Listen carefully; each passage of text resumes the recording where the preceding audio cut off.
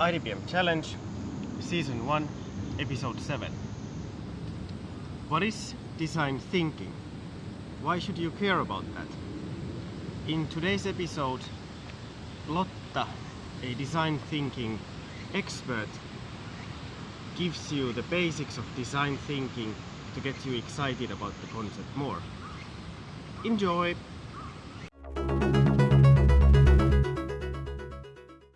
Hello everyone, I'm here with Lotta Hassi.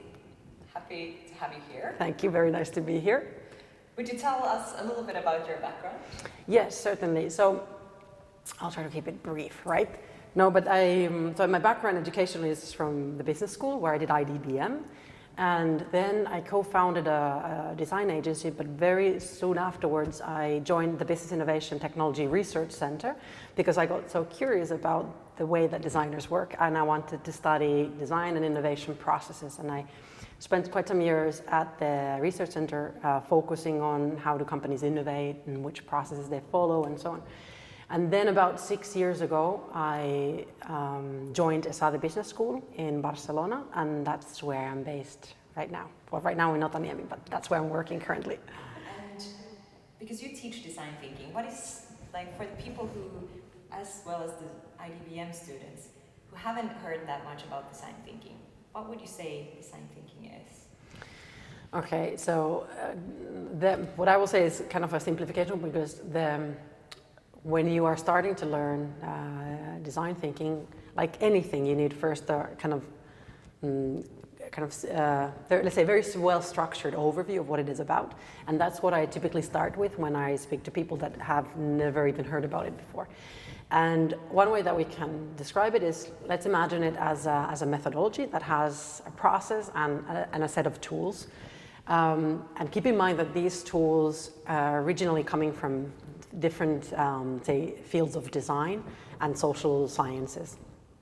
And then when you take more degrees of liberty, you can integrate other tools. But that being said, so we have a process and a set of tools. And the first phase is always focusing on the problem and understanding the problem, and then comes the second phase, which is understanding the solutions. And the way that you always start design thinking is getting an understanding of what's the problem or what's the context that you're working with, trying to identify an initial problem statement.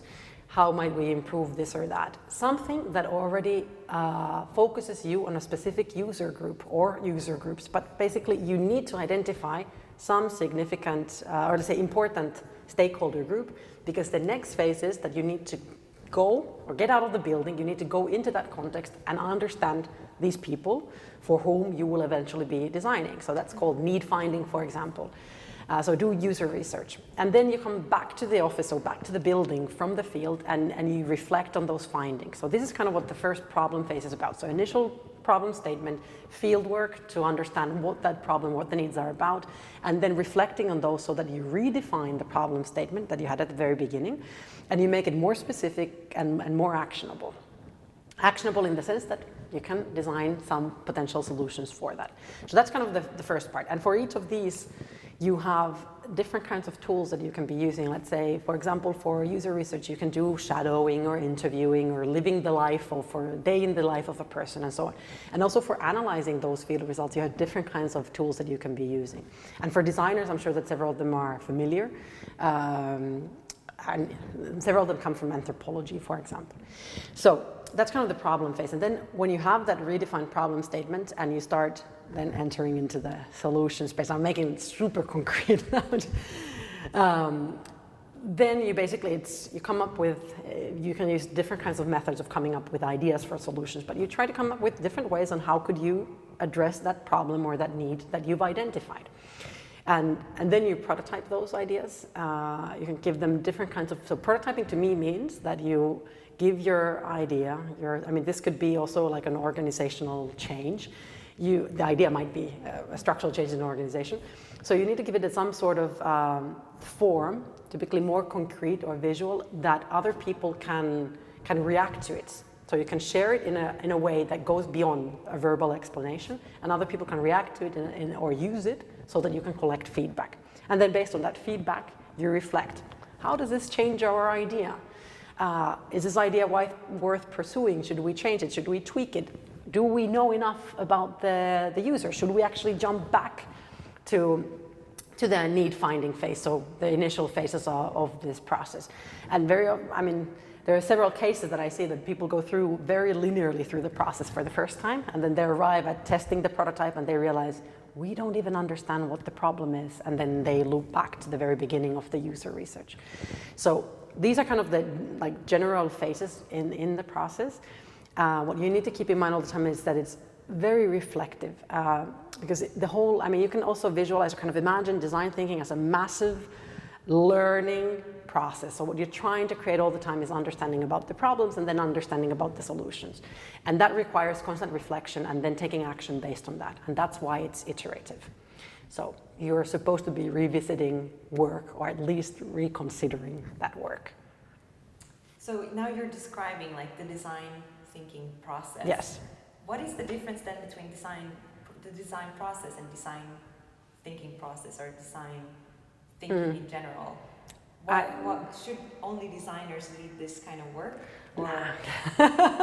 So now we look at the question of what's design and what's design thinking. So you're a designer. What I just described, did it sound like design, or did it sound like something else?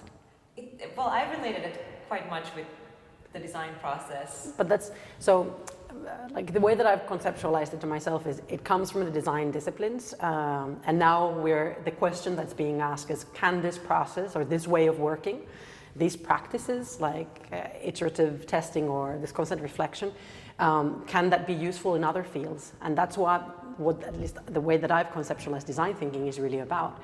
Taking or borrowing practices and kind of adapting them to the new context and applying them to, for example, management, or let's say business development. And then of course you need to adapt some of the tools, or I don't have the technical skills that you have as a designer, but I can still try to learn and let's say apply that mindset, which is user-centered, explorative, experimental, and it's not a kind of one-shot approach. So it acknowledges the need for iteration when we're dealing with uncertain new projects. Do design thinking also incorporate entrepreneurial practices, or how does it, for example, relate to startup practice? So I think design thinking.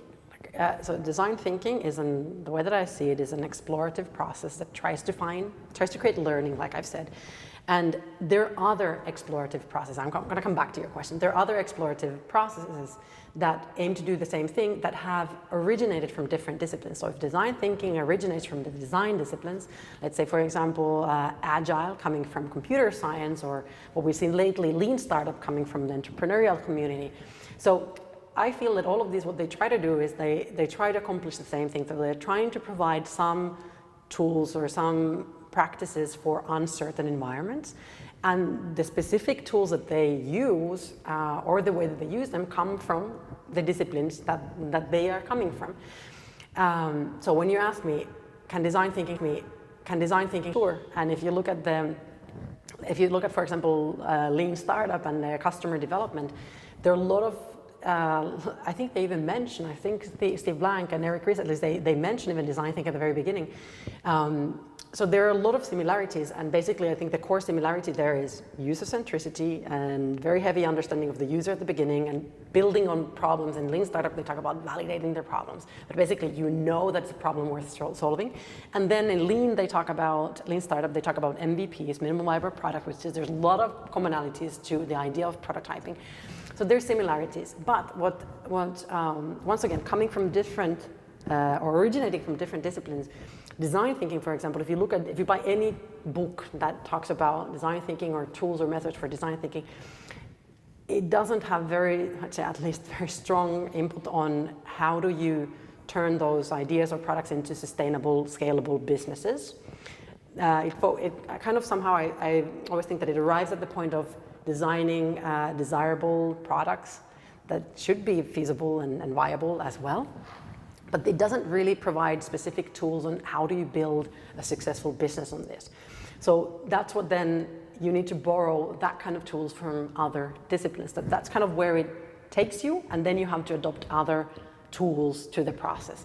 So therefore, yes, entrepreneurs are probably, many of them are already using it. And in order to use it for the purpose of building a successful business or a sustainable business, you need to adopt other tools to the process that don't come originally from the design discipline, because the design discipline wasn't necessarily focusing on sustainable businesses. Yeah? Can we dive into what you said about uncertainty, that it helps with uncertainty? What do you mean with that?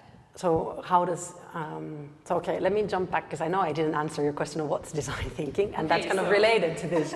Because for me, if, like, what are the, so when I say constantly me, because I want to say that this is really my perception on what, the way that I kind of conceptualize design thinking. And what I, coming from the management, and what caught my interest was the practice of iterative prototyping, which essentially aims at learning. So you're trying to create information or understanding of the world around you.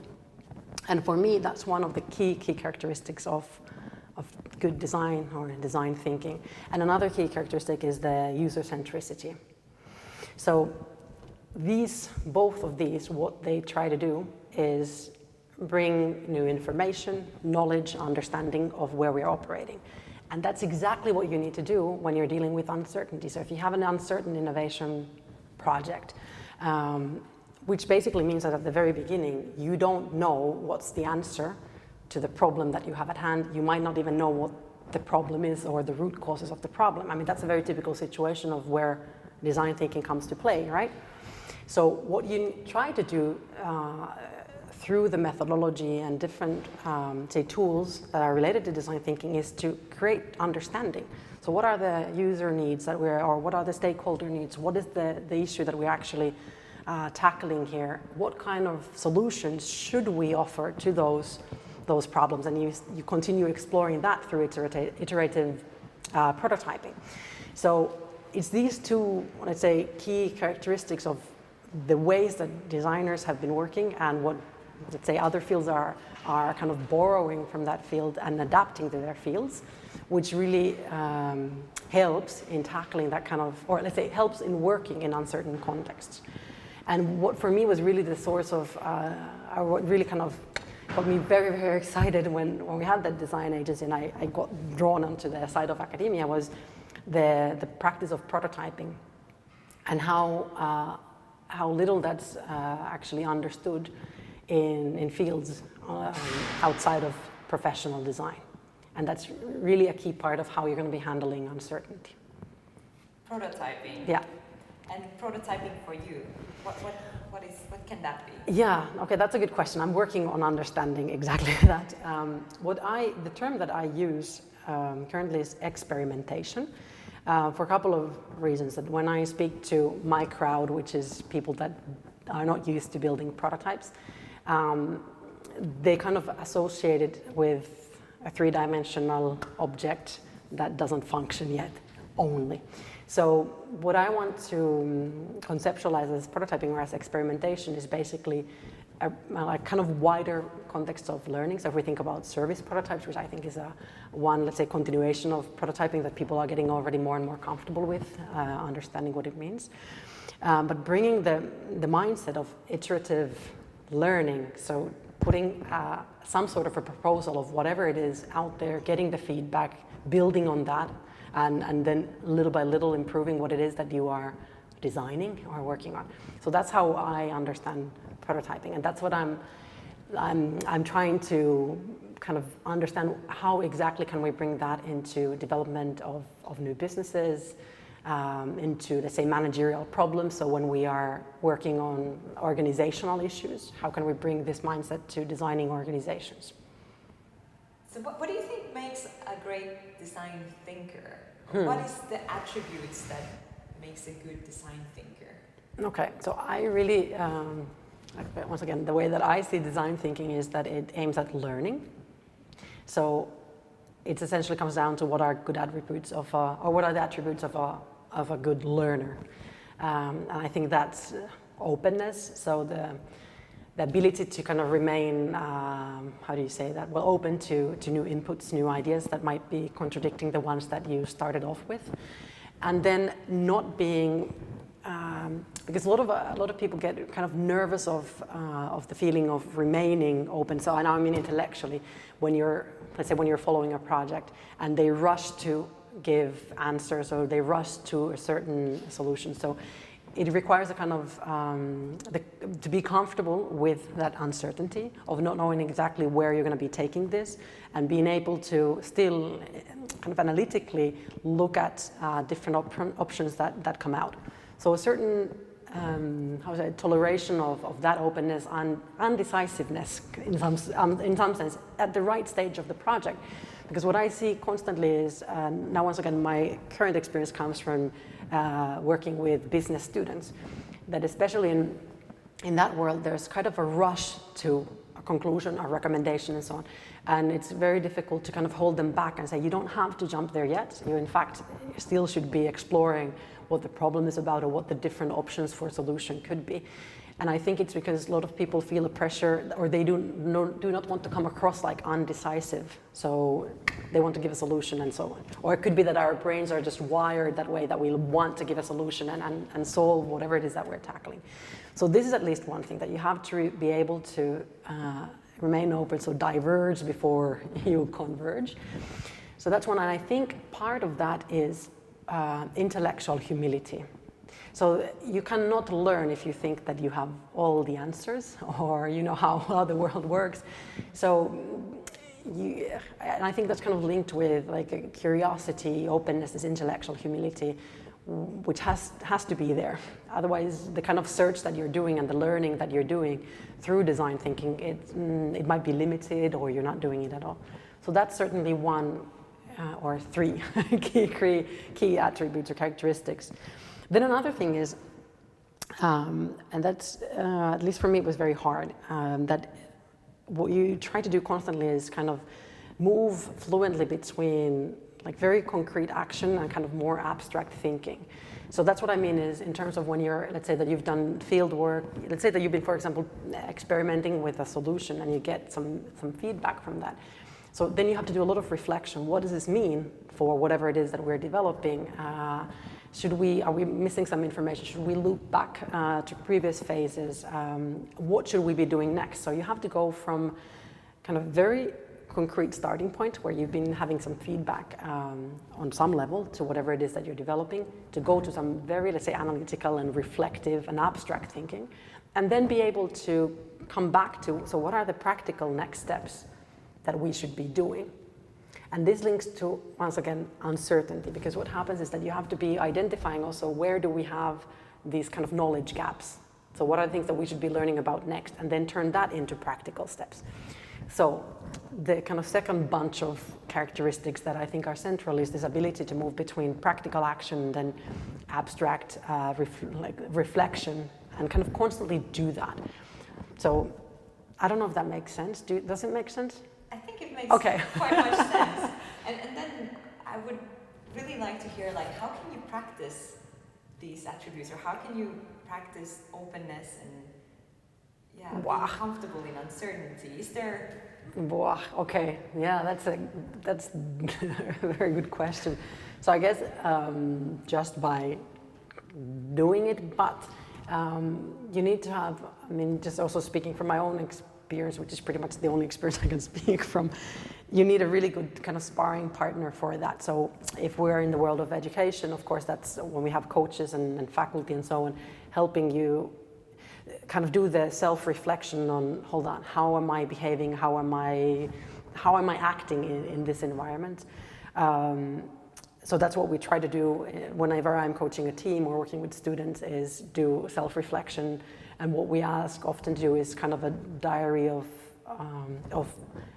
where the project is, what you're thinking, and so on. So at least try to make it more explicit, your own actions. But that's a really kind of a hard thing to do, at least alone. I think it's a lot easier if you can do it with the help of somebody. It could be even a colleague or a team member and so on. But that's a good question. I don't have a more specific answer for that.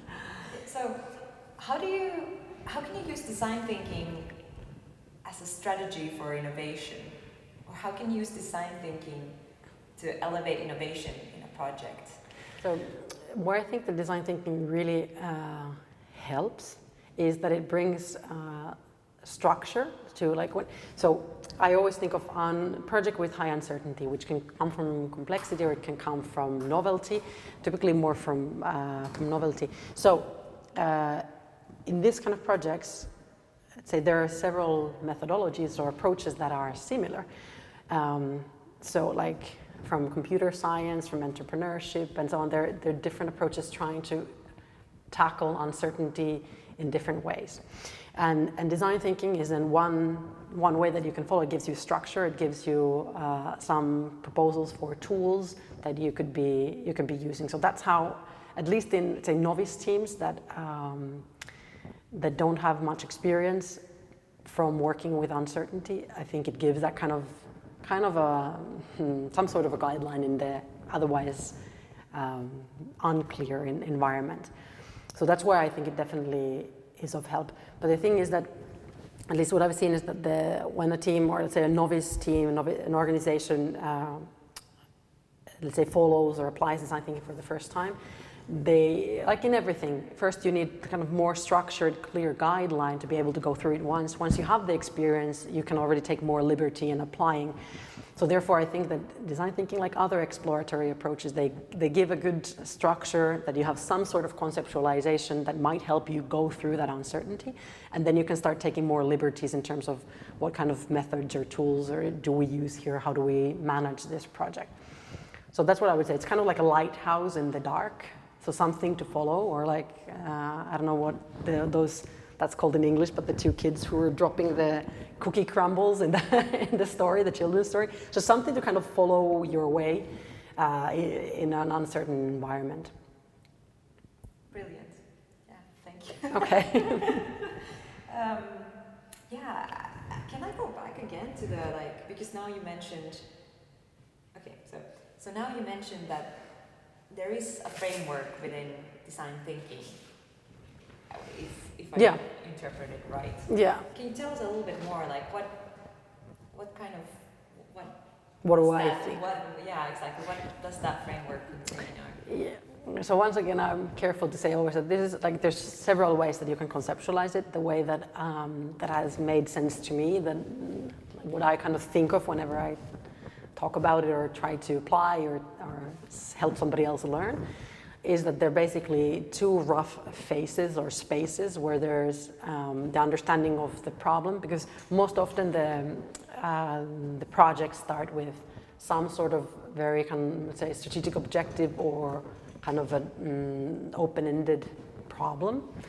So there's always a phase where we have to first understand what it is that we're trying to improve. So what's the need, what's the problem, why are we developing a solution, or what are we developing a solution for? And that's kind of the first bubble that you have to go through, or the phase or the space. And then that's followed by the solution space, so to say. So once you have been able to identify a problem that's meaningful, so that somebody needs a solution to that, hopefully several people need a solution for that, and it's actionable in the sense that you can start thinking of potential solutions for that. That's when you then kind of enter into the phase of what solutions can we imagine for this, and then testing those, like I said, through explorative prototyping or experimentation, following different paths. So I always see kind of like these two phases, and then for both of them you have different kinds of methods and tools coming from social sciences or coming from computer science and so on. So I kind of see them as two spaces that are linked, that you can draw different practical tools from various different disciplines into them. And that's why it's very important always to understand what it is that you're trying to get done in a given moment, to also be able to choose the right kind of tools or methods that help you in that given moment. And just because so I often speak with and work with entrepreneurs, and a lot of those, or entrepreneurship students, a lot of them come with an idea.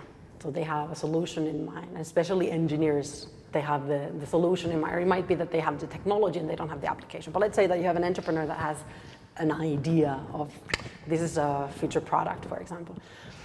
Also for them, the first question that they have to answer before it makes sense moving that forward is, for who is this solution, for which kind of a need, for which kind of problem. So even if you start kind of in the solution space, you always need to answer first, or build on answering the questions of who is this for, why, do they really need it, if you need be, who's going to pay for it, are they going to pay for it.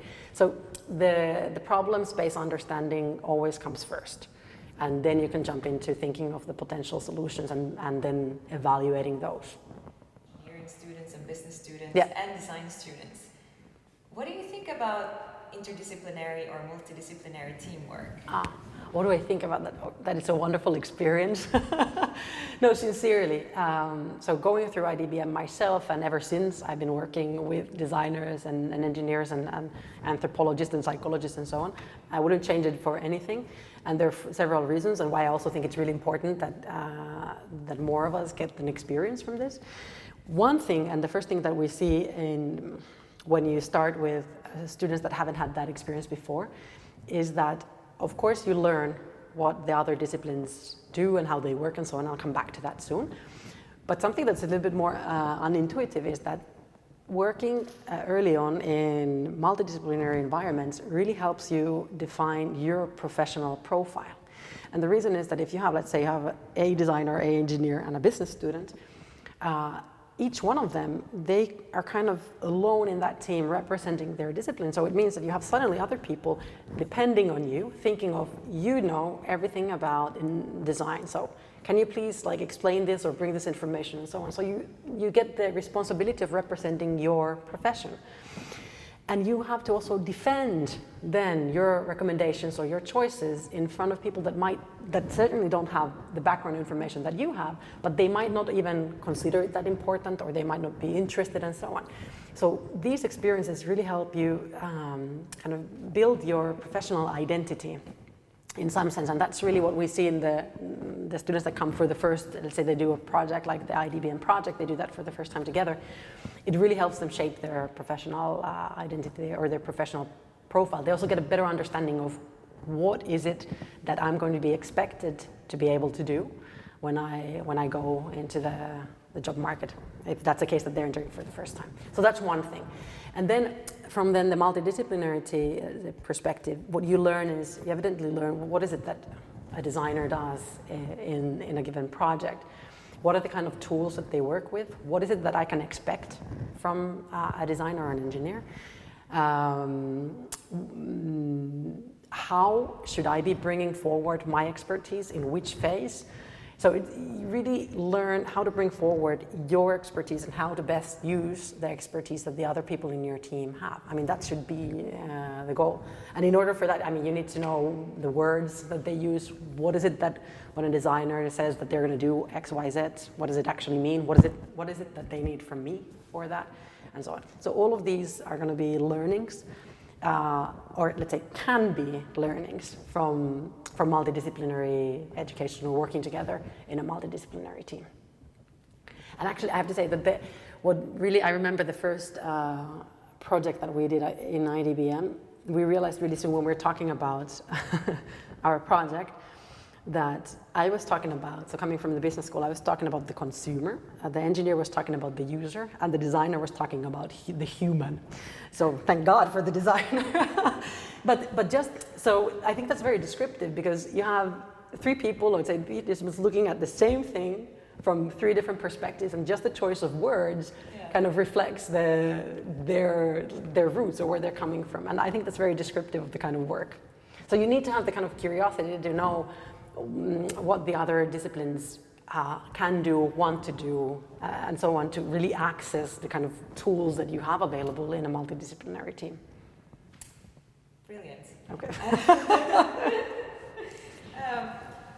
Having gone through the IDBM experience yourself, and now have had a background in industry and academia, do you have any concrete advice you would like to give the IDBM students of this year? Enjoy the ride, make the most out of it. That's what I would say. No, just take that it's a very unique time to be using for learning as much as possible, just for the sake of learning, and also that a moment in time where kind of I think it's very fruitful for experimentation in several ways. So experimentation in terms of what is it that you want to be doing and so on, because it won't, like, I always remember what my accounting professor said is that the more you're going to make an X amount of mistakes in your life, the more you make at school, the less costly it's going to be for you. So this is coming from an accounting professor, but she had a point there. So basically, kind of be more fearless in trying things, because it's really a time that's dedicated for learning. So why to hold something back in that regard? So kind of take risks. But don't stop taking risks either at the end of it, so that's not the message. This is quite nice because it ties into what Paola also said about what she seeks in people that she hires. It's a sense of fearlessness.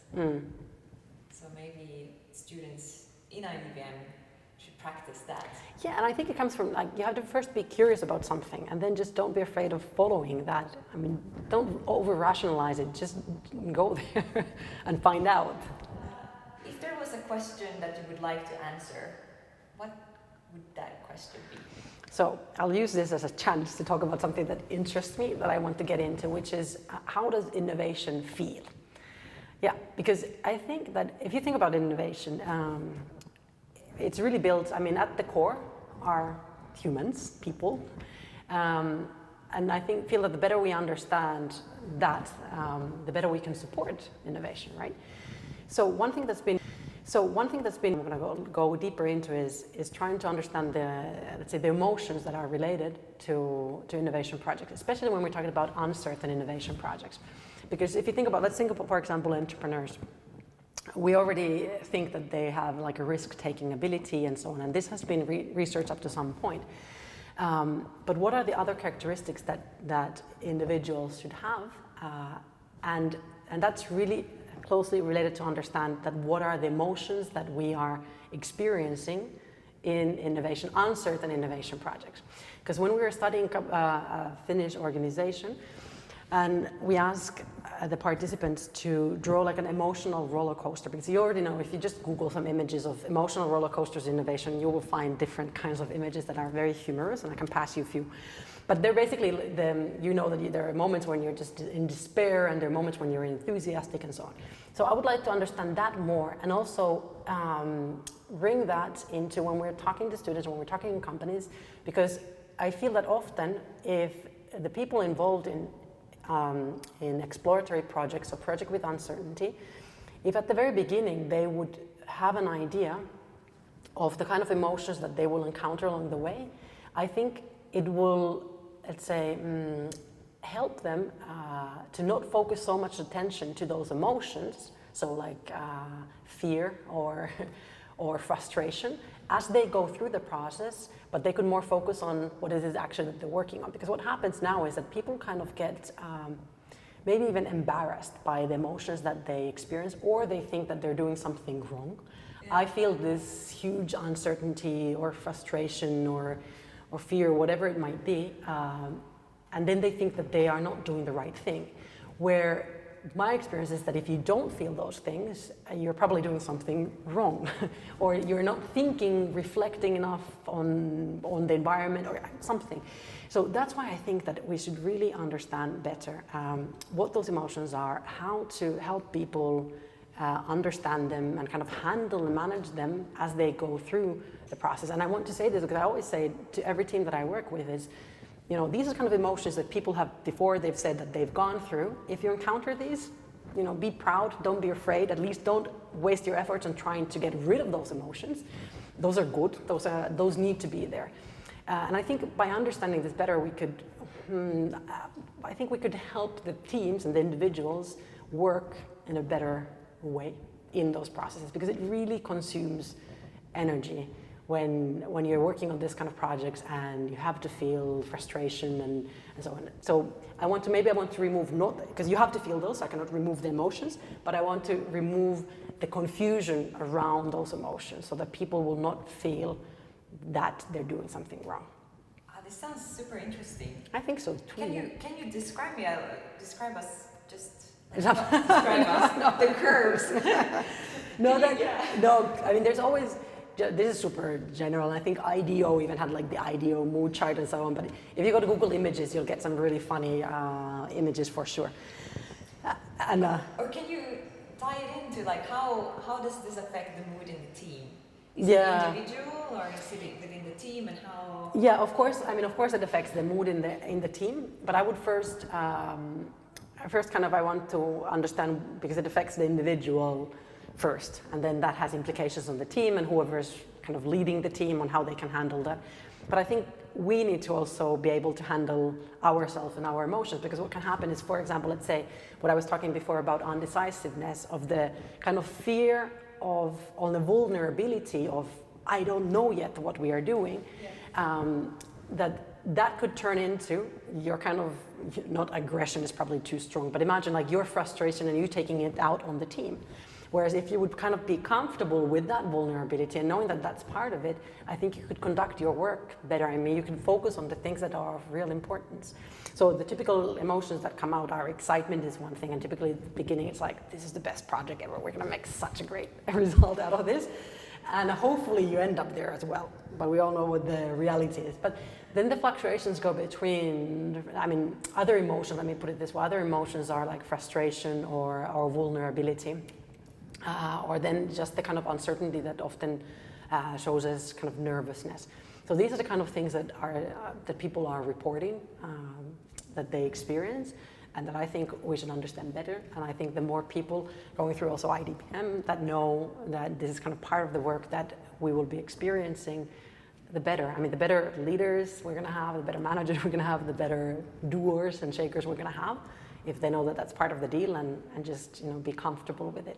So we should say to the IDBM students that if you're not feeling frustrated, anxious, nervous, you're not doing a good innovation job. Yeah, more or less. That sounds kind of.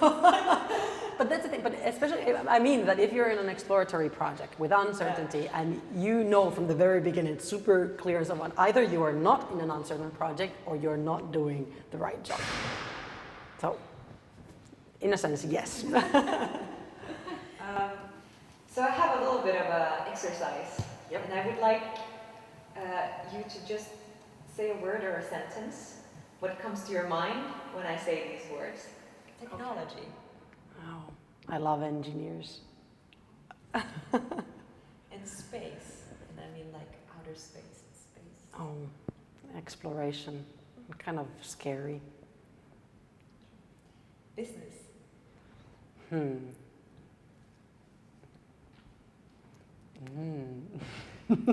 That's a tough one.